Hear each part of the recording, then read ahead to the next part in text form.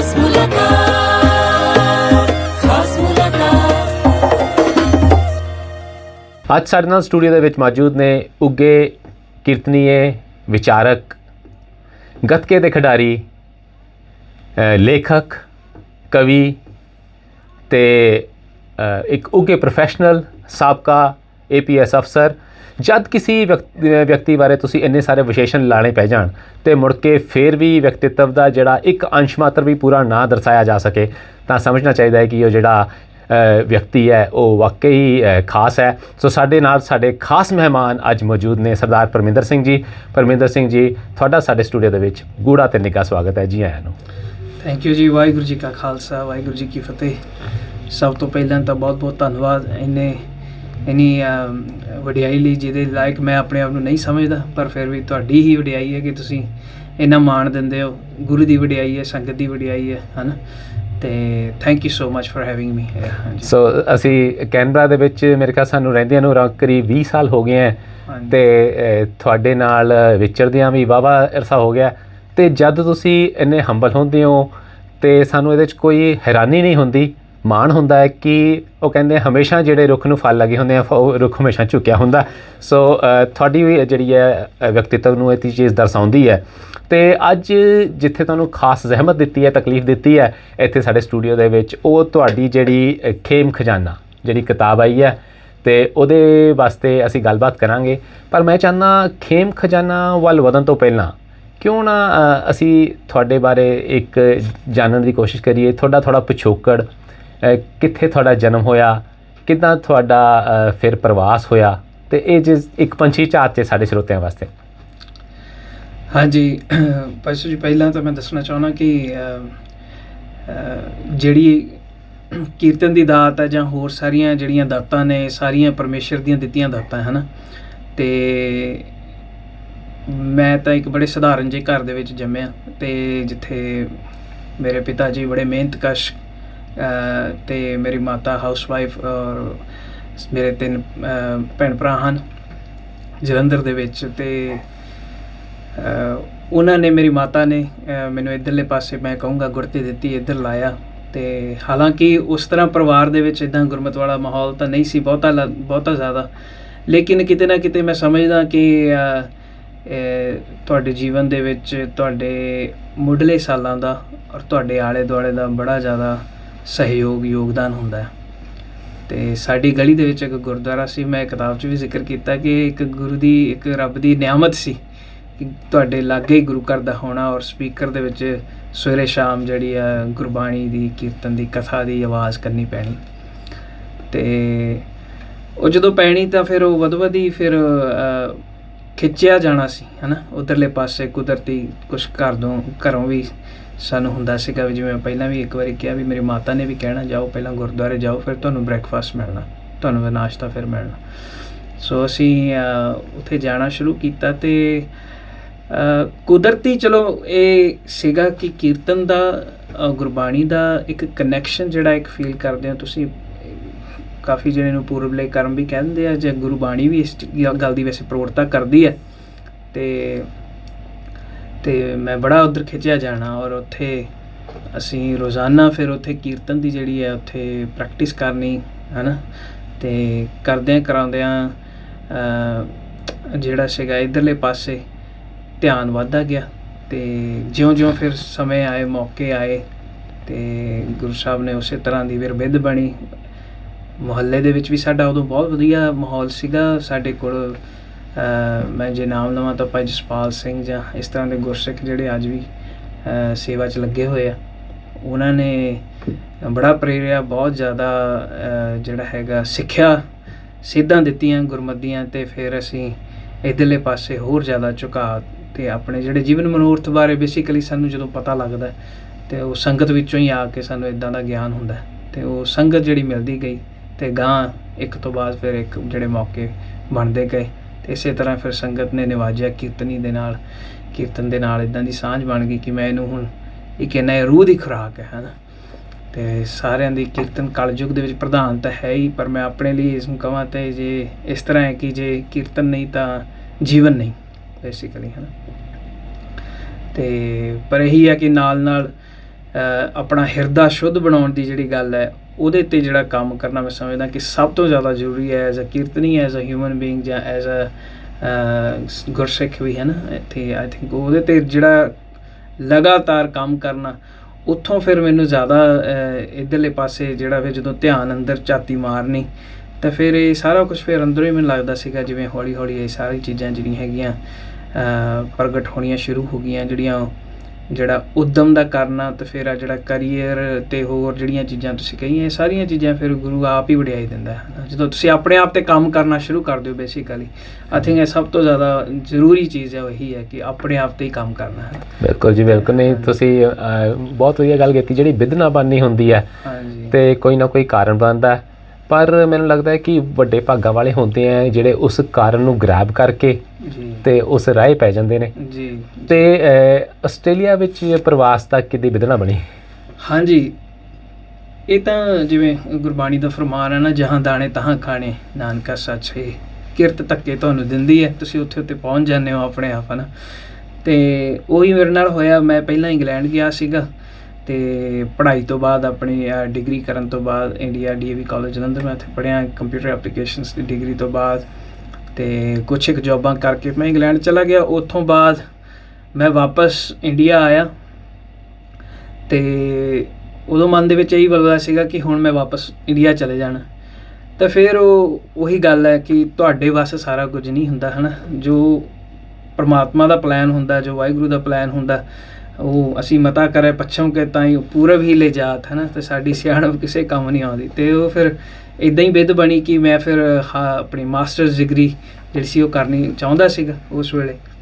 ਅਤੇ ਝੁਕਾਅ ਵੀ ਸੀਗਾ ਕੁਛ ਪ੍ਰਦੇਸ਼ ਵੱਲ, ਕਿਉਂਕਿ ਇੰਗਲੈਂਡ ਤੋਂ ਮੈਂ ਗਿਆ ਸੀਗਾ ਵਾਪਸ ਇੰਡੀਆ। ਅਤੇ ਫਿਰ ਉਦੋਂ ਸਾਡਾ ਚਲੋ ਉੱਥੇ ਦਾ ਆਸਟ੍ਰੇਲੀਆ ਦਾ ਬਣ ਗਿਆ ਅਤੇ ਅਸੀਂ ਇੱਧਰ ਆ ਗਏ। ਮੈਂ ਅਤੇ ਮੇਰੇ ਹੋਰ ਮਿੱਤਰ ਵੀ ਸੀਗੇ ਇੱਕ ਦੋ। ਅਤੇ ਇੱਥੇ ਆ ਕੇ ਅਤੇ ਫਿਰ ਉਹੀ ਗੱਲ ਹੈ ਵੀ ਜਿੱਥੇ ਜਾਈਏ ਸਾਡੇ ਜਿਹੜੀ ਜਦੋਂ ਤੁਹਾਨੂੰ ਆਪੇ ਦੀ ਪਛਾਣ ਹੁੰਦੀ ਹੈ ਕਿ ਤੁਹਾਡੀਆਂ ਰੂਟਸ ਦੀ, ਤੁਸੀਂ ਇਹੀ ਚਾਹੁੰਦੇ ਹੋ ਕਿ ਜਿਹੜਾ ਹੈਗਾ ਤੁਸੀਂ ਜੁੜੇ ਰਹੋ ਕਿਸੇ ਤਰੀਕੇ, ਹੈ ਨਾ। ਤੁਸੀਂ ਲੱਭਦੇ ਹੋ ਆ ਕੇ ਸੰਗਤ ਕਿੱਥੇ ਹੈ ਇੱਥੇ, ਗੁਰੂ ਘਰ ਕਿੱਥੇ ਹੈ ਇੱਥੇ, ਹੈ ਨਾ। ਕੀਰਤਨ ਕਰਨ ਵਾਲੇ ਕਿੱਥੇ ਨੇ ਉਹ ਮੰਡਲੀ ਜਿੱਥੇ ਮੈਂ ਆਈ ਬਿਲੋਂਗ ਟੂ, ਹੈ ਨਾ। ਅਤੇ ਉਹ ਫਿਰ ਖੈਰ ਤੁਸੀਂ ਵੀ ਲੱਭ ਰਹੇ ਹੁੰਦੇ ਹੋ। ਮੈਨੂੰ ਲੱਗਦਾ ਕਿ ਵਾਹਿਗੁਰੂ ਆਪ ਹੀ ਤੁਹਾਨੂੰ ਫਿਰ ਉਹ ਜਿਹੜੀ ਹੈਗੀ ਤੁਸੀਂ ਮੈਨੀਫੈਸਟ ਤਾਂ ਕਰਦੇ ਹੀ ਉਹ ਚੀਜ਼ ਨੂੰ, ਅਤੇ ਉਹ ਬਸ ਉੜਤੇ ਕੋ ਉੜਤਾ ਮਿਲੇ, ਹੈ ਨਾ। ਤੁਰਦੇ ਨੂੰ ਤੁਰਦਾ ਮਿਲਦਾ। ਅਤੇ ਇਸੇ ਤਰ੍ਹਾਂ ਹੀ ਫਿਰ ਉਹ ਸੰਗਤ ਦਾ ਜਿਹੜਾ ਤੁਹਾਨੂੰ ਆਪਣੇ ਆਪ ਜਿਹੜੀ ਖਿੱਚ ਹੈ ਉਹ ਮਿਲ ਜਾਂਦੀ ਹੈ। ਅਤੇ ਉਹੀ ਸੀਗਾ ਫਿਰ ਕਰਦਿਆਂ ਫਿਰ ਇੱਥੇ ਆ ਕੇ ਅਤੇ ਆਪਣੀ ਪੜ੍ਹਾਈ ਮਾਸਟਰ ਆਫ ਨੈਟਵਰਕਿੰਗ ਇੱਥੇ ਮੈਂ ਕੀਤੀ।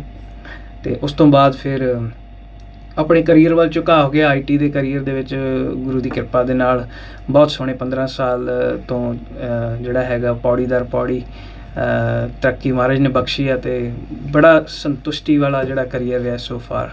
ਹਾਂਜੀ, ਬਿਲਕੁਲ ਜੀ। ਅਸੀਂ ਤੁਹਾਡੇ ਕੈਰੀਅਰ ਵੱਲ ਵੀ ਝਾਤ ਮਾਰਦੇ ਹਾਂ ਤਾਂ ਅਸੀਂ ਦੇਖਦੇ ਹਾਂ ਕਿ ਤੁਸੀਂ ਪ੍ਰਾਈਵੇਟ ਸੈਕਟਰ ਦੇ ਵਿੱਚ ਵੀ, ਸਰਕਾਰ ਦੇ ਵਿੱਚ ਵੀ ਬਹੁਤ ਹੀ ਉਚੇਰੀਆਂ ਜਿਹੜੀਆਂ ਪਦਵੀਆਂ ਹਾਸਲ ਕਰਕੇ ਮੁੜ ਕੇ ਫਿਰ ਤੁਸੀਂ ਉਹਨੂੰ ਵੀ ਅਲਵਿਦਾ ਕਹਿ ਕੇ ਮੁੜ ਕੇ ਫਿਰ ਪ੍ਰਾਈਵੇਟ ਸੈਕਟਰ 'ਚ ਤੇ ਆਪਣਾ ਵੀ ਕੰਮ ਕਰਦੇ ਹੋ। ਅਤੇ ਮੈਨੂੰ ਲੱਗਦਾ ਹੈ ਕਿ ਤੁਸੀਂ ਜਿਹੜੇ ਕਿੱਤੇ ਦੇ ਵਿੱਚ, ਭਾਵੇਂ ਉਹ ਅਧਿਆਤਮ ਹੋਏ ਭਾਵੇਂ ਮਟੀਰੀਅਲ ਹੋਏ, ਜਿੱਥੇ ਵੀ ਤੁਸੀਂ ਆਪਣੀ ਛੋਹ ਲਾਈ ਹੈ ਉੱਥੇ ਵਾਹਿਗੁਰੂ ਨੇ ਤੁਹਾਨੂੰ ਬਹੁਤ ਬੁਲੰਦੀਆਂ ਬਖਸ਼ੀਆਂ। ਅਤੇ ਹੁਣ ਅਸੀਂ ਆਸ ਕਰਦੇ ਹਾਂ ਜਿਹੜੀ ਤੁਹਾਡੀ ਕਿਤਾਬ ਹੈ ਆਉਣ ਵਾਲੀ, ਸੋ ਉਹਨੂੰ ਵੀ ਉਨੀਆਂ ਹੀ ਬੁਲੰਦੀਆਂ ਹਾਸਲ ਹੋਣਗੀਆਂ। ਅਤੇ ਮੈਂ ਉਹਦਾ ਮੁੱਖਬੰਧ ਪੜ੍ਹ ਰਿਹਾ ਸੀ ਜਿਹੜਾ ਕਿ ਮੇਰੇ ਖਿਆਲ ਭਾਈ ਅਮਰੀਕ ਸਿੰਘ ਅੰਬਾਲਾ ਵਾਲਿਆਂ ਨੇ ਲਿਖਿਆ।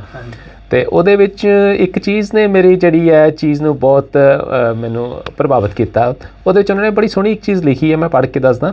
ਉਹ ਕਹਿੰਦੇ ਜੀ, ਗੁਰਬਾਣੀ ਦੀ ਪਾਰਸ ਕਲਾ ਵਰਤਦਿਆਂ ਜਗਿਆਸੂ ਦੇ ਇਕਾਗਰ ਚਿੱਤ 'ਚੋਂ ਆਮ ਮੁਹਾਰੇ ਕੁਝ ਰਮਜ਼ਾਂ ਦਾ ਵਿਖਿਆਨ, ਕਵਿਤਾ, ਲੇਖ, ਲੈਕਚਰ ਇਤਿਆਦਿ ਦੇ ਰੂਪ ਵਿੱਚ ਪ੍ਰਗਟ ਹੋ ਸਰੋਤਿਆਂ ਤੱਕ ਆਪਣਨ ਲੱਗਦਾ ਹੈ। ਸੋ ਇਸ ਤੋਂ ਐਂ ਮਹਿਸੂਸ ਹੁੰਦਾ ਹੈ ਕਿ ਇਹ ਜਿਹੜਾ ਹੋਣਾ ਹੈ ਇਹ ਅੰਦਰੋਂ ਨਿਕਲਦਾ ਹੈ। ਅਤੇ ਇਹ ਜਦੋਂ ਇੱਕ ਗੁਰਬਾਣੀ ਦੀ ਜਿੱਦਾਂ ਪਾਰਸ ਹੈ ਨਾ, ਜੋ ਲੋਹੇ ਨੂੰ ਵੀ ਸੋਨਾ ਬਣਾ ਦਿੰਦੀ ਹੈ, ਅਤੇ ਜਦੋਂ ਉਹ ਤੁਹਾਨੂੰ ਛੋਹ ਲੱਗ ਜਾਂਦੀ ਹੈ ਅਤੇ ਆਪਣੇ ਆਪ ਹੀ ਔੜਦਾ ਹੈ ਸਾਰਾ ਕੁਛ। ਅਤੇ ਮੇਰਾ ਇੱਕ ਸ਼ੰਕਾ ਸੀ ਜਾਂ ਸਵਾਲ ਸੀ, ਐਂ ਕਹਿ ਲਓ ਕਿ ਜਦੋਂ ਔੜਨਾ ਤਾਂ ਠੀਕ ਹੈ, ਪਰ ਕੋਈ ਬੰਦਾ ਐਫਰਟ ਕਰਕੇ ਜਾਂ ਅਧਿਐਨ ਕਰਕੇ ਵੀ ਕਵੀ ਜਾਂ ਲੇਖਕ ਬਣ ਸਕਦਾ ਹੈ ਕਿ ਇਹ ਗੁਰੂ ਮਹਾਰਾਜ ਦੇ ਹੱਥ 'ਚ ਹੀ ਹੈ ਜਿਹਨੂੰ ਬਖਸ਼ਣੇ? ਬੜਾ ਗੁੱਝਾ ਸਵਾਲ ਤੁਸੀਂ ਪੁੱਛਿਆ, ਬੜਾ ਵਧੀਆ ਸਵਾਲ ਹੈ। ਅਤੇ ਮੈਂ ਤਾਂ ਆਪਣੇ ਤਜਰਬੇ ਤੋਂ ਹੀ ਦੱਸ ਸਕਦਾ ਕਿ ਇਹ ਹੈ ਸਾਰੀਆਂ ਪਰਮੇਸ਼ਰ ਦੀਆਂ ਦਾਤਾਂ ਹੀ ਨੇ, ਹੈ ਨਾ। ਅਤੇ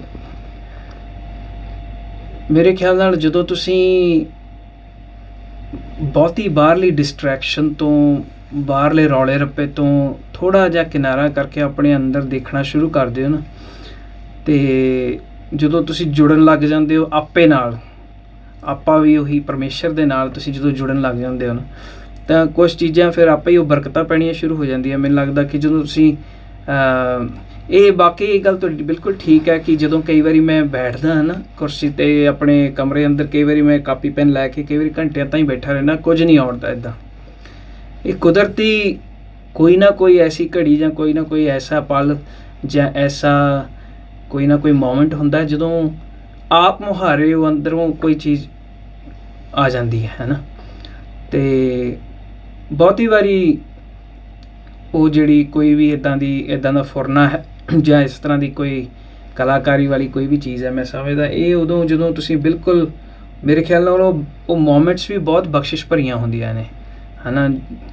ਮੈਂ ਮਹਿਸੂਸ ਕਰਦਾ ਜਦੋਂ ਖਾਸ ਕਰਕੇ ਮੈਂ ਕਈ ਵਾਰੀ ਸੈਰ 'ਤੇ ਨੇਚਰ ਦੇ ਵਿੱਚ ਜਦੋਂ ਵਿਚਰ ਰਿਹਾ ਹੁੰਦਾ, ਜਦੋਂ ਚਿੜੀਆਂ ਦੀ ਚਹਿਚਹਾਹਟ ਕਹਿ ਲਈਏ ਜਾਂ ਹਵਾ ਦੇ ਪਾਉਣ ਦੇ ਜਿਹੜੇ ਬੁੱਲੇ ਨੇ ਤੁਹਾਨੂੰ ਛੂੰਹਦੇ ਨੇ, ਜਾਂ ਤੁਸੀਂ ਉਹ ਅੱਖਾਂ ਰਾਹੀਂ ਕੰਨਾਂ ਰਾਹੀਂ ਉਹ ਕਾਦਰ ਦੀ ਕੁਦਰਤ ਦੇ ਦੀਦਾਰ ਕਰ ਰਹੇ ਹੁੰਦੇ ਹੋ, ਤਾਂ ਉਹਨੂੰ ਮਾਣ ਰਹੇ ਹੁੰਦੇ ਹੋ, ਕਈ ਵਾਰੀ ਉਦੋਂ ਬੜਾ ਸੋਹਣਾ ਵਲਵਲਾ ਅੰਦਰੋਂ ਫੁੱਟਦਾ। ਅਤੇ ਤੁਹਾਨੂੰ ਹੁਣ ਤਾਂ ਚਲੋ ਹੁਣ ਟੈਕਨੋਲੋਜੀ ਹੈ, ਮੈਂ ਤਾਂ ਕਈ ਵਾਰੀ ਇਸ ਚੀਜ਼ ਦਾ ਇੱਦਾਂ ਵੀ ਲਾਭ ਲੈਂਦਾ ਕਿ ਮੈਂ ਫਟਾਫਟ ਉਹਨੂੰ ਰਿਕਾਰਡ ਕਰ ਲੈਂਦਾ ਜਾਂ ਕਈ ਵਾਰੀ ਫਟਾਫਟ ਉਹਨੂੰ ਲਿਖ ਲੈਂਦਾ ਉਸ ਵੇਲੇ।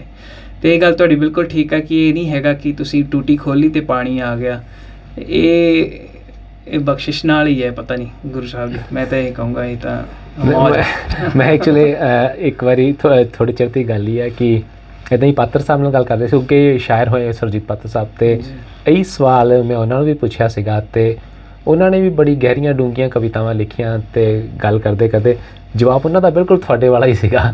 ਅਤੇ ਭਾਵੇਂ ਮੇਰੇ ਖਿਆਲ ਗੱਲ ਅਧਿਆਤਮ ਦੀ ਹੋਵੇ, ਭਾਵੇਂ ਮਟੀਰੀਅਲ ਦੀ ਹੋਵੇ, ਮੇਰੇ ਖਿਆਲ ਜੋ ਗੁਰੂ ਮਹਾਰਾਜ ਦੀ ਬਖਸ਼ਿਸ਼ ਅੰਦਰੋਂ ਹੀ ਉਤਪੰਨ ਹੁੰਦੀ ਹੈ। ਅਤੇ ਬਹੁਤ ਮੈਨੂੰ ਲੱਗਦਾ ਕਿ ਇਹ 'ਚ ਕੋਈ ਸ਼ੰਕੇ ਵਾਲੀ ਗੱਲ ਨਹੀਂ ਰਹਿ ਜਾਂਦੀ ਫਿਰ ਜਦ ਤੁਸੀਂ ਗੱਲ ਕਰਤੀ। ਅਤੇ ਤੁਸੀਂ ਇਨਫੈਕਟ ਜਦੋਂ ਭਾਈ ਅਮਰੀਕ ਸਿੰਘ ਦੀ ਗੱਲ ਕਰਦੇ ਆ, ਜਿਨ੍ਹਾਂ ਨੇ ਤੁਹਾਡਾ ਲਿਖਿਆ ਬੇਸਿਕਲੀ ਮੁੱਖ ਬੰਦ, ਅਤੇ ਉਹਨਾਂ ਨੇ ਇੱਕ ਹੋਰ ਜ਼ਿਕਰ ਕੀਤਾ ਸਰਵਰ ਸਮਨ ਦਾ, ਜਿਹੜੀ ਕਿ ਹਾਂਜੀ, ਅਤੇ ਉਹਦੇ ਵਿੱਚ ਤੁਸੀਂ ਗੁਰੂ ਮਹਾਰਾਜ ਦੀ ਜਿਹੜੇ ਰਾਗਾਂ ਦੇ ਵਿੱਚ ਬਾਣੀ ਹੈ ਉਹਦਾ ਜ਼ਿਕਰ ਵੀ ਕੀਤਾ, ਅਤੇ ਉਹਦੇ ਵਿੱਚ ਇੱਕ ਇਹ ਵੀ ਗੱਲ ਕੀਤੀ ਕਿ ਉਹ ਤੁਹਾਡੀ ਜਿਹੜੀ ਪ੍ਰੇਰਨਾ ਸੀ ਤੁਹਾਡੇ ਉਸਤਾਦ ਜੀ ਤੋਂ ਹੋਈ, ਉਹਨੂੰ ਉਸ ਚੀਜ਼ ਦੀ ਤੁਹਾਨੂੰ ਲਿਖਣ ਦੀ। ਅਤੇ ਅਸੀਂ ਤੁਹਾਡੇ ਉਸਤਾਦ ਜੀ ਦੇ ਬਾਰੇ ਕੋਈ ਬਹੁਤ ਜ਼ਿਆਦਾ ਨਹੀਂ ਜਾਣਦੇ, ਜੇ ਉਹਨਾਂ ਬਾਰੇ ਕੁਛ ਇੱਕ ਥੋੜ੍ਹਾ ਜਿਹਾ ਉਹਨਾਂ ਚਾਨਣ ਪਾਓ ਤਾਂ।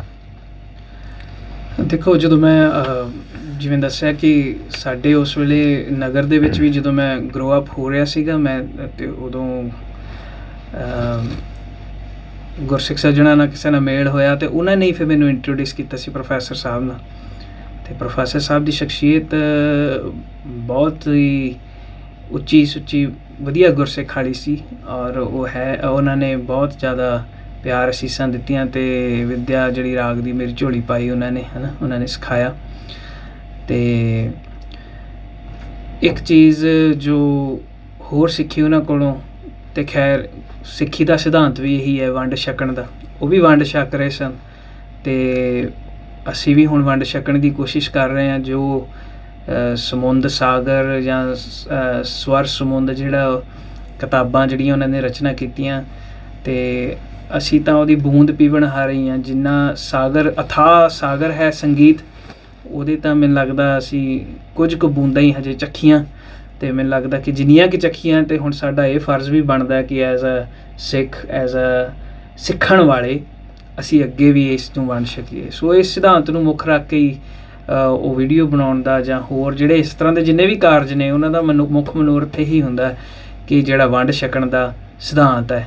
ਅਤੇ ਕਿਉਂਕਿ ਇਕੱਲਾ ਲੰਗਰ ਤੱਕ ਨਹੀਂ, ਇਹ ਬਹੁਤ ਹੀ ਜਿਹੜਾ ਵਿਸ਼ਾਲ ਇਹਦਾ ਹੈਗਾ ਕਨਸੈਪਟ, ਅਤੇ ਮੈਂ ਸਮਝਦਾ ਕਿ ਉਹ ਗੁਰਸਿੱਖੀ ਕਮਾਉਣ ਦਾ ਹੀ ਇੱਕ ਛੋਟਾ ਜਿਹਾ ਇੱਕ ਉੱਦਮ ਹੈ ਬਸ। ਇਹ ਬਹੁਤ ਵਧੀਆ, ਮੈਨੂੰ ਲੱਗਦਾ ਕਿ ਤੁਹਾਡੀ ਗੱਲਾਂ ਸੁਣ ਕੇ ਤੁਹਾਡੇ ਪ੍ਰਸਪੈਕਟਿਵ ਇੱਕੋ ਦਮ ਤੁਹਾਨੂੰ ਲੱਗਦਾ ਯਾਰ ਇਸ ਪੱਖ ਤੋਂ ਤਾਂ ਮੈਂ ਸੋਚਿਆ ਹੀ ਨਹੀਂ, ਪਰ ਬਹੁਤ ਵਧੀਆ ਤੁਸੀਂ ਇਹ ਗੱਲ ਨੂੰ ਬਹੁਤ ਚੰਗੇ ਸੁਚੱਜੇ ਢੰਗ ਨਾਲ ਸਮਝਾਇਆ। ਮੈਨੂੰ ਲੱਗਦਾ ਕਿ ਜੀ ਕਰਦਾ ਤੁਹਾਡੇ ਨਾਲ ਗੱਲਾਂ ਕਰੀ ਜਾਈਏ। ਅਤੇ ਪਰ ਹੁਣ ਜਿਹੜੀ ਦੂਸਰੀ ਗੱਲ ਕਰਨੀ ਆ ਉਹ ਇੱਕ ਸਾਡੇ ਗਿਆਨੀ ਸੰਤੋਖ ਸਿੰਘ ਮੰਨੀ ਪਰਮੰਨੀ ਸ਼ਖਸੀਅਤ ਆਸਟ੍ਰੇਲੀਆ ਦੇ, ਤੇ ਉਹਨਾਂ ਨੇ ਵੀ ਇਸ ਕਿਤਾਬ ਦੇ ਬਾਰੇ ਉਹਨਾਂ ਨੇ ਆਪਣੇ ਸ਼ਬਦਾਂ ਵਿੱਚ ਲਿਖਿਆ, 2 ਸ਼ਬਦ ਲਿਖੇ ਆ ਉਹਨਾਂ ਨੇ ਜ਼ਿਕਰ ਕੀਤਾ ਹੈ ਕਿ ਤੁਹਾਡੇ ਬਾਰੇ ਜਦੋਂ ਗੱਲ ਕਰਦੇ ਆ ਤਾਂ ਕਹਿੰਦੇ ਆ ਤੁਸੀਂ ਜਦੋਂ ਤੁਹਾਡੀ ਕੀਰਤਨਾਂ ਦੀ ਸ਼ੈਲੀਆਂ ਦੀ ਗੱਲ ਕਰਦੇ ਆ ਤਾਂ ਉਹ ਲਿਖਦੇ ਆ ਕਿ ਸ਼੍ਰੀ ਦਰਬਾਰ ਸਾਹਿਬ ਅੰਮ੍ਰਿਤਸਰ ਵਾਲਾ ਕਲਾਸੀਕਲ ਕੀਰਤਨ, ਜੋਟੀਆਂ ਵਾਲਾ ਕੀਰਤਨ, ਵਿਆਖਿਆ ਸਹਿਤ ਕੀਰਤਨ, ਅਖੰਡ ਕੀਰਤਨੀ ਜਥੇ ਵਾਲਾ ਕੀਰਤਨ, ਅਤੇ ਉਹ ਇੰਨੇ ਸਾਰੇ ਕੀਰਤਨ ਦੀਆਂ ਸ਼ੈਲੀਆਂ ਦੀ ਗੱਲ ਕਰਦੇ ਆ ਕਿ ਜਿਹੜੀ ਤੁਹਾਨੂੰ ਬਖਸ਼ਿਸ਼ ਹੈ ਜਿਹੜੀ ਤੁਸੀਂ ਗਾਇਨ ਕਰਦੇ ਹੋ। ਅਤੇ ਮੇਰਾ ਉੱਥੋਂ ਇੱਕ ਸਵਾਲ ਇਹ ਹੈ ਕਿ ਜਿਹੜੀਆਂ ਅਲੱਗ ਸ਼ੈਲੀਆਂ ਨੇ ਕੀਰਤਨ ਦੀਆਂ, ਤੁਸੀਂ ਉਹਨਾਂ ਦੀ ਕੋਈ ਪ੍ਰੋਪਰ ਟ੍ਰੇਨਿੰਗ ਲਈ ਹੈ ਕਿ ਜਿਸ ਮਾਹੌਲ ਦੇ ਵਿੱਚ ਤੁਸੀਂ ਹੁੰਦੇ ਹੋ ਉਹ ਮਾਹੌਲ ਆਪਣੇ ਆਪ ਹੀ ਹਾਵੀ ਹੋ ਕੇ ਤੁਹਾਡੇ ਤੋਂ ਉਸ ਤਰ੍ਹਾਂ ਦਾ ਕੀਰਤਨ ਕਰਵਾ ਦਿੰਦਾ? ਦੇਖੋ, ਮੈਂ ਇਹਨੂੰ ਇਸ ਤਰ੍ਹਾਂ ਦੇਖਦਾ ਅਮਰਦੇਵ ਜੀ ਕਿ ਕੀਰਤਨ ਤਾਂ ਕੀਰਤਨ ਹੈ ਜੀ ਜੀ, ਹੈ ਨਾ। ਕੀਰਤਨ ਤਾਂ ਸਿਫਤ ਸਲਾਹ ਹੈ ਕਰਤੇ ਦੀ, ਹੈ ਨਾ। ਅਸੀਂ ਗੁਰਬਾਣੀ ਗਾਉਂਦੇ ਹਾਂ ਅਤੇ ਉਹ ਚਾਹੇ ਜਿਸ ਤਰ੍ਹਾਂ ਮਰਜ਼ੀ ਗਾ ਲਈਏ, ਅਤੇ ਉਸ ਦੀ ਜਿਹੜਾ ਉਹਦਾ ਪ੍ਰਤਾਪ ਹੈ ਜਾਂ ਉਸ ਦੇ ਜਿਹੜੇ ਸਿਫਤ ਸਲਾਹ ਹੈ ਕਰਤੇ ਦੀ, ਜਾਂ ਉਸ ਗੁਰਬਾਣੀ ਦਾ ਜਿਹੜਾ ਅਸਰ ਹੈ, ਉਹ ਮਨ ਨੇ ਸੁਤੇ ਸਿੱਧ ਉਦੋਂ ਹੀ ਕਬੂਲਣਾ ਜਦੋਂ ਅਸੀਂ ਧਿਆਨ ਦੇ ਨਾਲ ਜਾਂ ਮਨ ਕਰਕੇ ਗੁਰਬਾਣੀ ਗਾਈ, ਹੈ ਨਾ। ਅਤੇ ਬਾਕੀ ਰਹੀ ਗੱਲ ਸ਼ੈਲੀਆਂ ਦੀ, ਉਹ ਮੈਨੂੰ ਇੱਦਾਂ ਲੱਗਦਾ ਕਿ ਅਗੇਨ ਉਹੀ ਗੱਲ ਹੈ, ਇਹ ਬਾਹਰਲੀਆਂ ਗੱਲਾਂ ਹੀ ਨੇ, ਇਹ ਸ਼ੈਲੀਆਂ ਤਾਂ ਹੁਣ ਪ੍ਰਚਲਿਤ ਹੋ ਗਈਆਂ, ਹੈ ਨਾ। ਗੁਰੂ ਨਾਨਕ ਦੇਵ ਮਹਾਰਾਜ ਦੀ ਜਿਹੜੀ ਸੀ ਸ਼ੈਲੀ ਜਾਂ ਜੇ ਕਹੀਏ ਜੀ ਉਹਨਾਂ ਦਾ ਸਟਾਈਲ ਹੋਏਗਾ ਕੋਈ, ਹੈ ਨਾ। ਅਤੇ ਪਤਾ ਨਹੀਂ ਮੈਨੂੰ ਕਿ ਉਸ ਡਿਸਕਸ਼ਨ 'ਚ ਆਪਾਂ ਕਿੰਨੀ ਕੁ ਦੂਰ ਤੱਕ ਜਾ ਸਕਦੇ ਹਾਂ, ਪਰ ਮੈਨੂੰ ਇੱਦਾਂ ਲੱਗਦਾ ਕਿ ਉਹੀ ਗੱਲ ਹੈ। ਗੁਰੂ ਸਾਹਿਬ ਨੇ ਵੀ ਇਹੀ ਫੈਸਲਾ ਦਿੱਤਾ ਕਿ ਕੋਈ ਗਾਵੇ ਰਾਗੀ ਨਾਦੀ ਬੇਦੀ ਭਾਂਤ ਕਰਨੀ, ਹਰ ਹਰ ਪੀਜੈ ਰਾਮ ਜੀ ਜਿਹਨਾਂ ਅੰਤਰ ਕਪਟ ਵਿਕਾਰ ਹੈ, ਤਿਨ ਰੋਏ ਕਹਿ ਕੀ ਜੈ, ਜਿਹਨਾਂ ਨਾਨਕ ਗੁਰਮੁਖ ਹਿਰਦਾ ਸ਼ੁੱਧ ਹੈ ਨਾ, ਉਹਦੀ ਗੱਲ ਹੈ। ਸੋ ਹਿਰਦਾ ਸ਼ੁੱਧ ਦੀ ਇਹ ਗੱਲ ਹੈ, ਬਾਕੀ ਕੰਨ ਰਸ ਹੈ ਜੋ ਵੀ ਹੈਗਾ। ਪਰ ਸ਼ੈਲੀਆਂ ਜਿਹੜੀਆਂ ਹੁਣ ਪ੍ਰਚਲਿਤ ਹੋ ਗਈਆਂ ਨੇ, ਉਹ ਇੱਕ ਮੇਰੇ ਮਨ ਦਾ ਇੱਕ ਵਲਵਲਾ, ਸੱਚੀ ਗੱਲ ਮੈਂ ਦੱਸਦਾ ਇਹ ਹੈ ਕਿ ਜਦੋਂ ਕੀਰਤਨ ਕਰਦੇ ਹਾਂ ਤਾਂ ਮੈਨੂੰ ਇੱਦਾਂ ਲੱਗਦਾ ਕਿ ਜੇ ਅਸੀਂ ਜਿਹੜੀ ਸੰਗਤ ਵਿੱਚ ਤੁਸੀਂ ਬੈਠੇ ਹੋਵੋ ਉਸ ਵੇਲੇ, ਹੈ ਨਾ, ਜਿਸ ਤਰ੍ਹਾਂ ਦੇ ਸਰੋਤਿਆਂ ਦੇ ਵਿੱਚ ਹੁੰਦੇ ਹੋ, ਅਤੇ ਕੋਸ਼ਿਸ਼ ਤਾਂ ਇਹੀ ਕਰਦਾ ਕਿ ਕੀਰਤਨ ਦੀ ਪ੍ਰਧਾਨਤਾ, ਗੁਰਬਾਣੀ ਦੀ ਪ੍ਰਧਾਨਤਾ ਬਣੀ ਰਹੇ, ਔਰ ਜਿਹੜੇ ਰਾਗ ਹੈ ਜਾਂ ਰੀਤਾਂ ਨੇ ਸੈਕੰਡਰੀ ਚੀਜ਼ਾਂ ਨੇ, ਲੇਕਿਨ ਫਿਰ ਵੀ ਉਹਨਾਂ ਨੂੰ ਇਸ ਤਰੀਕੇ ਦੇ ਨਾਲ ਹੀ ਪੇਸ਼ ਕੀਤਾ ਜਾਏ ਕਿ ਸੰਗਤ ਜਿਹੜੀ ਹੈ ਉਹ ਸਹਿਜੇ ਜੁੜ ਜਾਏ। ਬਸ ਮੈਂ ਵੀ ਜੁੜਾਂ, ਮੈਂ ਜੁੜਾਂਗਾ ਤਾਂ ਸ਼ਾਇਦ ਸੱਚੇ ਪਾਤਸ਼ਾਹ ਮਿਹਰ ਕਰਨ ਜਿਹੜੀ ਸੰਗਤ ਵੀ ਹੈ ਉਹ ਆਪੇ ਹੀ ਆਪਣੇ ਆਪ ਹੀ ਉਹ ਜੁੜੇਗੀ। ਸੋ ਤੁਹਾਡੇ ਕਹਿਣ ਦਾ ਮਤਲਬ ਕਿ ਇਸ ਸੰਗਤ ਦਾ ਪ੍ਰਭਾਵ ਹੁੰਦਾ ਜਿਸ ਸੰਗਤ ਦੇ ਵਿੱਚ ਤੁਸੀਂ ਹੁੰਦੇ ਹੋ? ਹੈਗਾ, ਹੁੰਦਾ, ਬਿਲਕੁਲ ਠੀਕ। ਅਤੇ ਮੈਂ ਤੁਸੀਂ ਗੱਲ ਕੀਤੀ ਗੁਰਬਾਣੀ ਦਾ ਜਿਹੜਾ ਤੱਤ ਹੈ, ਉਹ ਤਾਂ ਭਾਵੇਂ ਤੁਸੀਂ ਪੜ੍ਹ ਕੇ ਸਹਿਜੇ ਹੀ ਪੜ੍ਹ ਲਓ ਤਾਂ ਉਹ ਤਾਂ ਉਹੀ ਹੈ, ਪਰ ਤੁਸੀਂ ਗੁਰਬਾਣੀ ਨਾਲ ਜੇ ਪਿਆਰ ਪਾਉਣਾ ਹੈ, ਜਾਂ ਕਈ ਵਾਰੀ ਐਂ ਹੁੰਦਾ ਹੈ ਕਿ ਅਸੀਂ ਕੰਨ ਰਸ 'ਤੇ ਜਾਂ ਅਸੀਂ ਵਿਕਾਰਾਂ ਦੇ ਗੁਲਾਮ ਤਾਂ ਹੈਗੇ ਹੀ ਹਾਂ, ਅਤੇ ਕਈ ਵਾਰੀ ਹੁਣ ਜਿੱਦਾਂ ਮੈਂ ਤੁਹਾਡਾ ਇੱਕ ਉਦਾਹਰਣ ਦੇਵਾਂ, ਤੁਹਾਡੀ ਇੱਕ ਕੀਰਤਨ ਦੇ ਵਿੱਚ ਤੁਸੀਂ ਸੁਖਮਨੀ ਸਾਹਿਬ ਦਾ ਪਾਠ ਕੀਤਾ ਜਿਹੜਾ YouTube 'ਤੇ ਅਵੇਲੇਬਲ ਹੈ, ਅਤੇ ਮੈਨੂੰ ਪਤਾ ਨਹੀਂ ਕਿੰਨੇ ਹੀ ਮਿਲੀਅਨਸ ਲੋਕਾਂ ਨੇ ਉਹ ਬਾਣੀ ਸੁਣੀ ਆ। ਅਤੇ ਕਈ ਵਾਰੀ ਨਾ ਅਸੀਂ ਕੋਈ ਲੌਂਗ ਟ੍ਰਿਪ 'ਤੇ ਜਾਈਏ ਅਤੇ ਉਹ ਨਾਲ ਲਗਾ ਲਈਦਾ, ਅਤੇ ਉਹ ਬਾਣੀ ਤਾਂ ਬਾਣੀ ਹੋਈ ਆ ਸੀ ਬਿਲਕੁਲ, ਅਤੇ ਸੁਖਮਨੀ ਸਾਹਿਬ ਜੇ ਤੁਸੀਂ ਪੜ੍ਹ ਵੀ ਲੈਂਦੇ ਹੋ ਤਾਂ ਵੀ ਹੈ, ਪਰ ਉਹ ਜਦ ਤੁਸੀਂ ਉਹ ਬਾਣੀ ਸੁਣਦੇ ਹੋ ਉਸ ਕੀਰਤਨ ਦੀ ਸ਼ੈਲੀ ਦੇ ਵਿੱਚ, ਅਤੇ ਉਹ ਤੁਸੀਂ ਪਹੁੰਚਣ ਤੋਂ ਬਾਅਦ ਵੀ ਰਾਤੀ ਸੁੱਤਿਆਂ ਵੀ ਤੁਹਾਡੇ ਕੰਨ 'ਚ ਕਈ ਨਾ ਕਈ ਅਸ਼ਟਪਦੀ ਚੱਲਦੀ ਰਹਿੰਦੀ, ਕੋਈ ਸ਼ਲੋਕ ਚੱਲਦਾ ਰਹਿੰਦਾ।